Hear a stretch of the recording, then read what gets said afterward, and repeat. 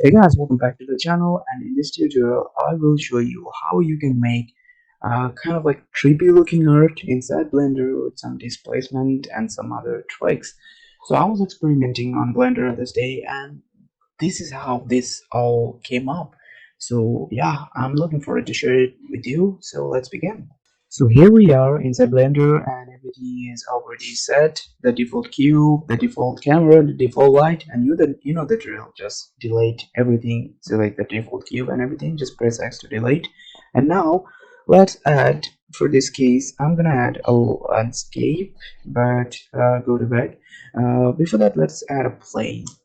Press Shift A, go to the mesh, select a plane, scale it, and now it looks pretty good. Now shade is smooth, so that won't work, but right now it's pretty good.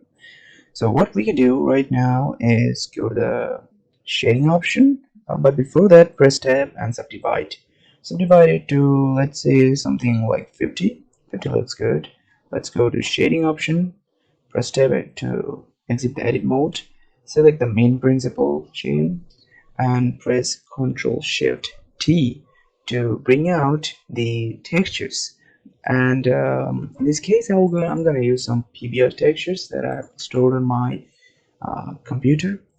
So if you have the Node Wrangler add-on enabled, it will already come to you arranged. So what I'm gonna do now is I'm gonna change my engine to cycles to just to see that how good it just looks like.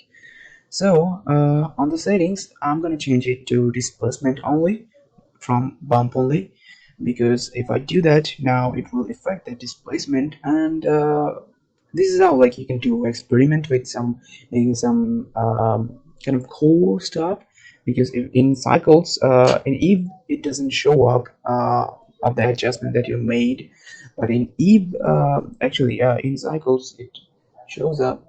um, but now it looks pretty good to go for us.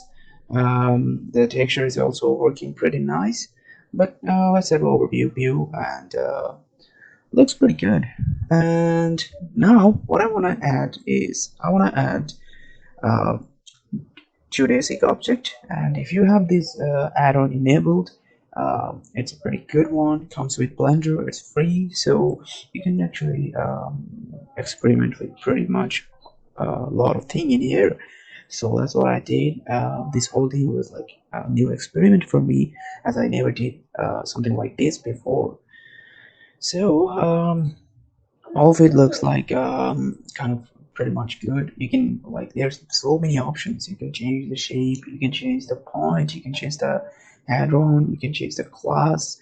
Like each change you make, each different options that you choose, it gives you a different object, a different kind of grid. So you can also change the frequency in this, if you like fill up the meshes or something like that. You can also play with the radius, or something like accentually squish, or if you do like squishing, it will just make a shape like a banana. So I don't want that, but I want something like let's just say diamond kind of shape. So I'm trying to get that shape with different tweak I'm making. So this was a first time like doing something like this for me. So as I'm still a noob in Blender, I'm sharing my experience with you guys, and I hope that I just made something like super cool. And I'm gonna give it a emission shader. I have something on my mind, so I'm gonna go to the material. I'm gonna delete the principal one, and I'm gonna add emission. But there's another way you can actually do the emission. But before that, I think I want to try out some textures on it. So I'm gonna select the main one, principal, press Ctrl Shift T. But I don't know, for some reason this doesn't scream that much cool to me. I'm gonna check with another texture to make sure that it looks kind of good to go. But I don't know, no matter what I did, it just looks like pretty much bland to me with all the textures and everything. So I'm gonna just change the color of it. But before that, here's another preview of the texture that I did. But I think that in this case, we don't need really a texture. We can pretty much just change a color and it will be a texture for us. But I'm gonna change it to emission, so in that way, it's gonna be like a glowy kind of thing. So I'm gonna take it somewhere around red, like dark red, I guess. Um, Yellow looks good too. Change the strength of emission to something like 100,000. Now, when we go to the full render view, because of the displacement settings that we made to our landscape, it looks like how to say, like a kind of a unique way of something like a alien kind of figure. You know, when you zoom into it inside the cycles. So it looks pretty good now. The plane, as I was saying, I had no idea like how I actually first came onto this, but with some experiment, it really came like all the way circled. So now what I'm gonna do is I'm gonna add some different lighting to make the scene look much more popped out, much more like it's a kind of like more trippy. So let's have the viewport to totally vertical. And when you're done with the vertical, let's go and just change the strength to something to increase something more. So in that way, it will look like much more detailing, you know. So place it to somewhere like middle, and now I'm gonna add another light. I'm gonna add another point light. So this is gonna be another light. I'm gonna change the power to something like 1000, I guess, just to check how it looks like. I'm gonna choose something maybe in this case between of cyan and green. So this looks pretty good. I'm gonna place it upward, and it's gonna pop out the light between the like figures. How to say, like weird figures. And I'm gonna add another light. Another, I guess this time I'm gonna add an area light.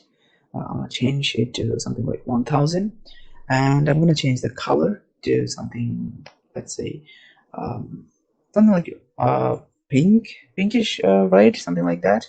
And I'm gonna place it to bottom, like very bottom.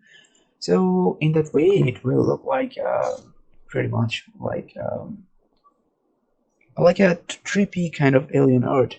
It's already showing up, but now what I'm gonna do is we can add a camera, press Shift A, and our camera is done. Press Shift Alt Numpad O to have the camera to your viewport settings.